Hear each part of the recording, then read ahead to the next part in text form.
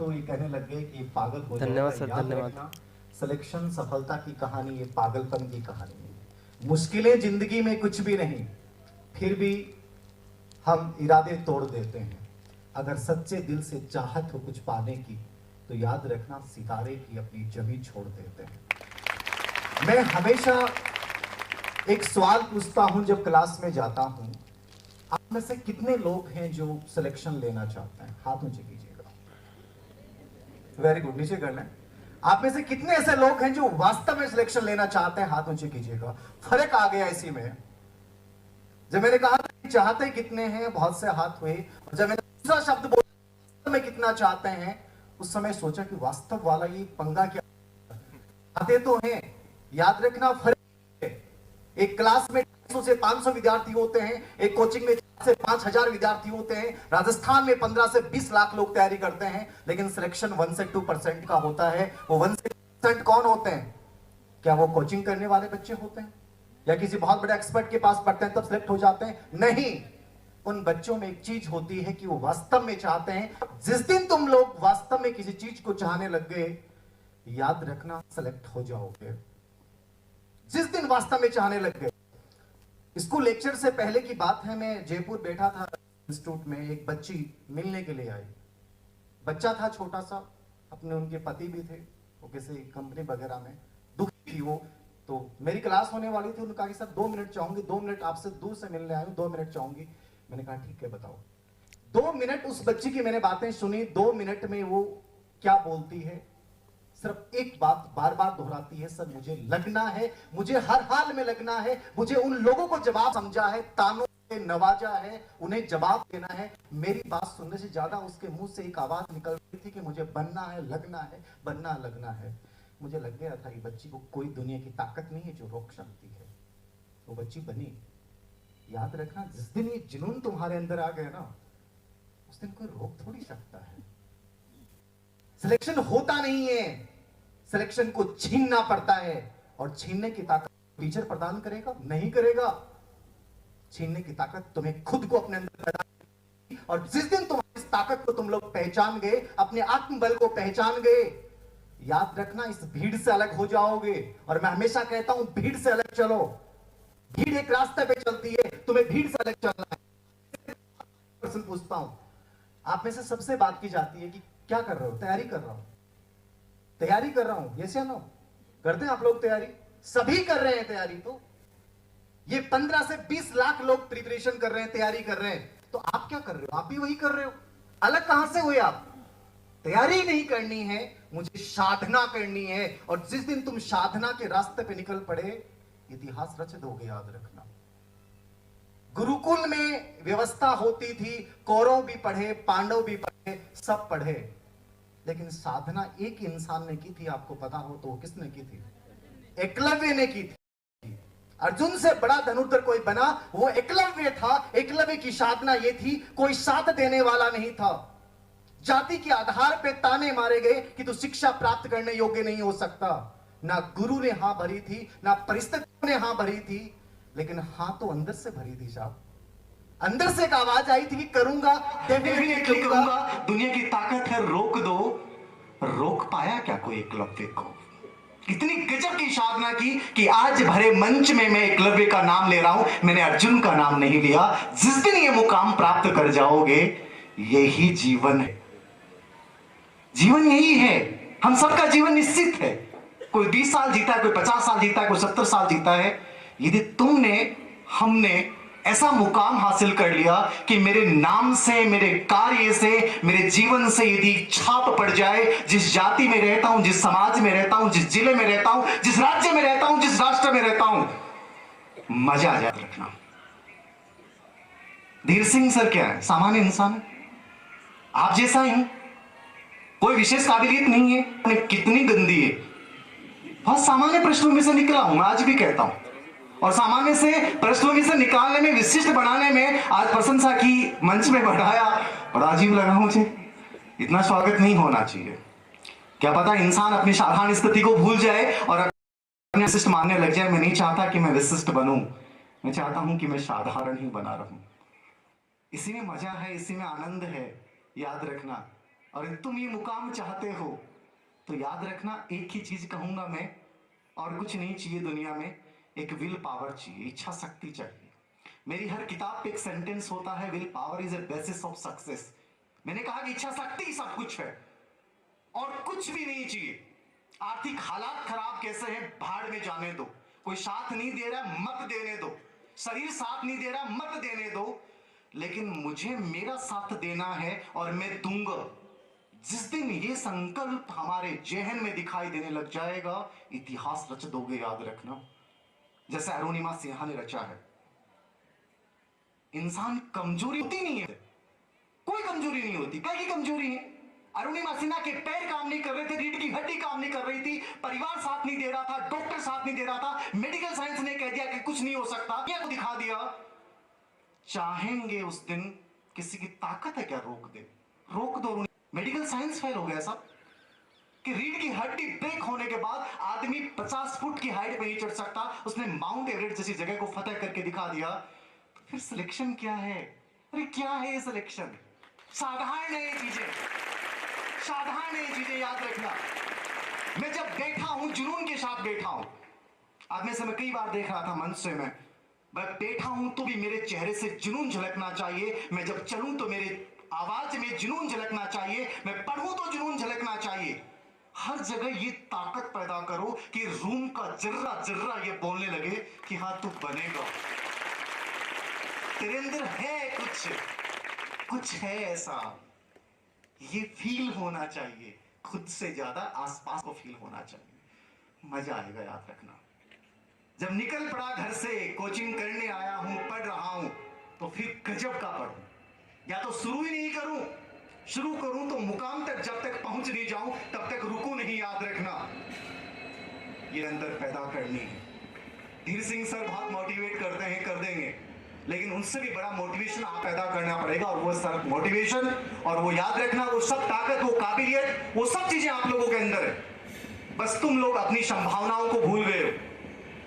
हम निराशा के दौर में जी रहे हैं। रीट का रिजल्ट आया, 30,000 बच्चे लगने हैं, सीटें बढ़ जाएंगी। मान लीजिए बहुत से बच्चे आंदोलन कर रहे हैं, साहब बढ़नी चाहिए, बढ़ जाएंगी 50,000। उससे भी क्या सिलेक्ट हो जाएंगे? नहीं होंगे। उससे के बाद भी बहुत सारे रह जाएंगे। इतनी हताशा का दौर मैंने अपनी जिंदगी में नहीं देखा। जब बच्चा सिलेक्ट नहीं होता है तो सिर्फ एक बात करता है, सर सुसाइड का मन करता है। जिंदगी इसलिए मिली है तुम लोगों को, कहां से आ गए ऐसे लोग? हम, ये हिंदुस्तान की संस्कृति है क्या?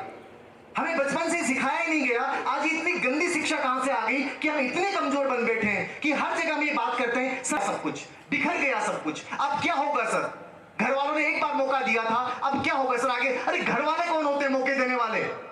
मौके तलाशने पड़ेंगे। अरुणिमा सिन्हा को डॉक्टर ने कहा था कि तुम चढ़ पाओगी, मना कर दिया था। किसने तलाशा?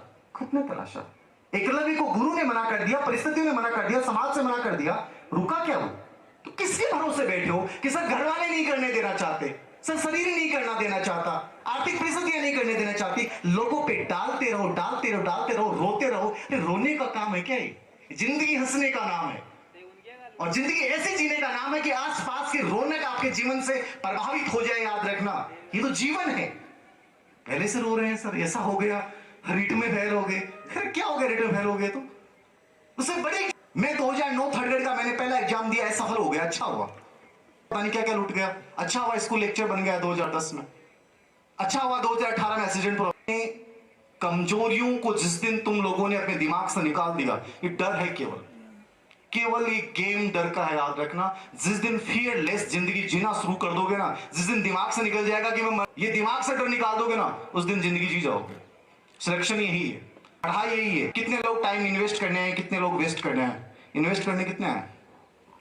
इन्वेस्ट और वेस्ट का मतलब समझते हैं आप लोग? समझते हैं? वेस्ट का मतलब क्या है? बदले में कुछ नहीं मिलेगा। इन्वेस्ट का मतलब क्या है? बदले में चाहिए सर। जब मैं क्लास में आ गया, मैं सेमिनार में आ गया, मैं जहां भी बैठ रहा हूं, मैं बस में भी 1 घंटे जा रहा हूं, तो याद रखो जिंदगी में ये बात झलकनी चाहिए कि मैं 1 घंटा मुझे कुछ मिलना चाहिए। इन्वेस्टमेंट यही है। इन्वेस्टमेंट की भावना समझ जाओ कि मैं 6 महीने प्रयास कोचिंग को दे रहा हूं, या किसी इंस्टीट्यूट में दे रहा हूं, या किसी टीचर को दे रहा हूं, मुझे बदले में मिलना चाहिए और मैं लेके जाऊंगा। ये फीलिंग हर समय झलकनी चाहिए। नंबर 2, मैं किस एग्जाम की तैयारी कर रहा हूं। अधिकतर लोगों में कंफ्यूजन रहता है, सर सेकंड ग्रेड करें, इसको लेक्चर करें, पहले कौन सी आएगी, सर पोस्टें किस में आएंगी। कभी भी सिलेक्शन ना पोस्टों पे डिपेंड करता है, ना इस पे डिपेंड करता कि सिलेबस किसका बड़ा है किसका छोटा है। मैंने कहा कि सिलेबस एक ही चीज पे, क्या मैं मेंटली और फिजिकली उसके लिए मैं वास्तव में तैयार हूं, उस पर सिलेक्शन डिपेंड करेगा। कभी नहीं फर्क पड़ता, याद रखना। रीट की 50,000 वैकेंसी में एक बच्चा सफल हो जाता है और वो डीएसएसबी की मात्र वैकेंसी में अपनी एक सीट ले जाता है। फर्क क्या है? फर्क नजरिए का है, फर्क एटीट्यूड का है, पूरा गेम एटीट्यूड का है। क्लास में आया, मैं पॉजिटिविटी के साथ बैठा हूं। इंस्टीट्यूट जब ज्वाइन किया, मेरे दिमाग में है कि मैं प्रयास में बहुत बेहतर करूंगा और मेरे साथ बहुत बेहतर होगा।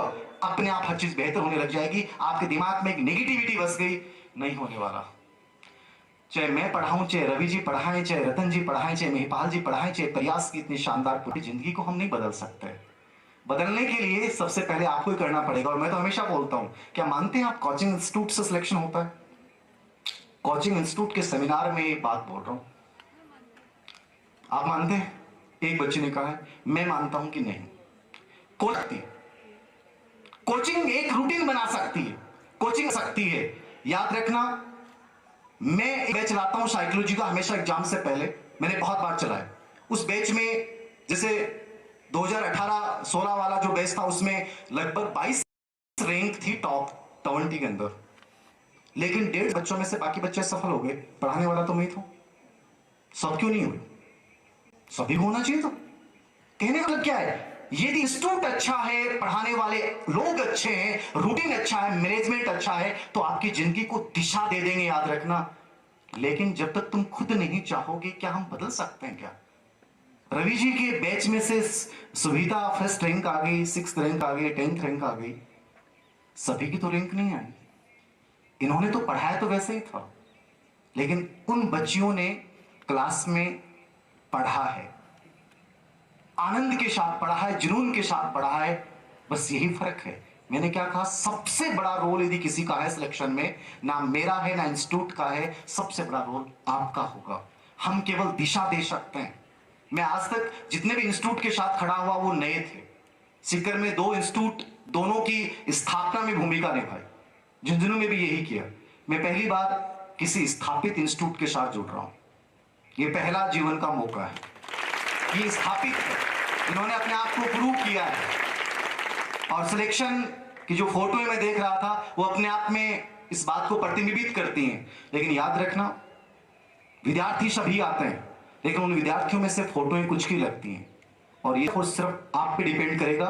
यदि आपने उस जुनून के साथ क्लास में देखा, क्लास में पढ़े और इन टीचर्स की बताई गई बातों को फॉलो किया, तो याद रखना जिंदगी संवर जाएगी।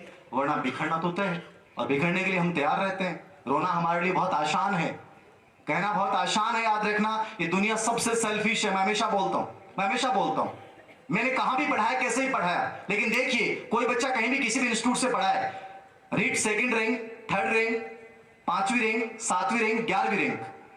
इन बच्चों ने पर्सनली मुझे मैसेज किया कि सर, हमने आपसे ऑनलाइन मार्गदर्शन लिया, आपकी बुक्स पढ़ी, मैं तो जानता भी नहीं था। याद रखना, एक इंस्टीट्यूट में इतनी रैंक नहीं है जितनी रैंक आ गए। इसमें मेरा बड़ा योगदान नहीं है। मैंने हमेशा उन्हीं बच्चों को कहा कि तुम्हारी मेहनत थी। मैं एक दिशा दे सकता हूं, एक मार्गदर्शक, एक निमित्त बन सकता हूं, लेकिन सबसे बड़े कौन है? आप हैं। आपकी ताकत है, आपकी संभावनाएं हैं। उन संभावनाओं को तलाशिए और खड़े हो जाइए। याद रखना, चाहे हजारों कमजोरियां होंगी, लेकिन तुम्हारे अंदर जीतने का भी जज्बा है, जीत जाओगे। और अंतिम रूप से बात याद रखिएगा, आज पढ़ सब रहे हैं, जैसे कि रवि जी ने चर्चा भी की थी, स्मार्ट वर्क। ये फर्क पढ़ लो। आज से कुछ पढ़ता था, वो मेहनत करता था, सिलेक्शन ले लेता था। आज यदि आप ये दिमाग में रख रहे हैं कि मैं 17 घंटे पढ़ लूंगा, सिलेक्शन हो जाएगा, आप 8 घंटे पढ़ के भी सिलेक्शन ले सकते हैं, आप 5 घंटे पढ़ के भी सिलेक्शन ले सकते हैं। बस आपको ये पता चाहिए कि स्मार्ट हार्ड वर्क क्या है। हार्ड वर्क हर बच्चा कर रहा है, लेकिन आपको स्मार्ट वर्क करना है। मैं किस एग्जाम की तैयारी कर रहा हूं, उसका एग्जाम पेपर वाली संस्था कौन सी है? अधिकतर तो अभी रीट के माहौल से बाहर नहीं निकल रहे। रीट एक माध्यमिक शिक्षा बोर्ड की एग्जाम थी, उसका लेवल अलग, उसका एग्जाम पैटर्न अलग था। अब आप आरपीसी की तैयारी कर रहे हैं, आरपीसी का पूरा लेवल अलग है। यहां आपको देखना पड़ेगा कि पढ़ाने वाला व्यक्ति कौन है, उसका एग्जाम पैटर्न क्या है, पूरे एग्जाम के क्वेश्चन पेपर क्या है, चाहे अपन साइकोलॉजी की बात करें या सब्जेक्ट की बात करें, एकदम से चेंज हो जाता है। मनोविज्ञान भी यहां चेंज हो जाता है, अलग लेवल का हो जाता है। और रीट की जब अपन तैयारी करते हैं, सीटेट की तैयारी करते हैं, मनोविज्ञान भी अलग लेवल का हो जाता है। ये हमें पहचाननी पड़ेंगी छोटी छोटी चीजें। मैं जब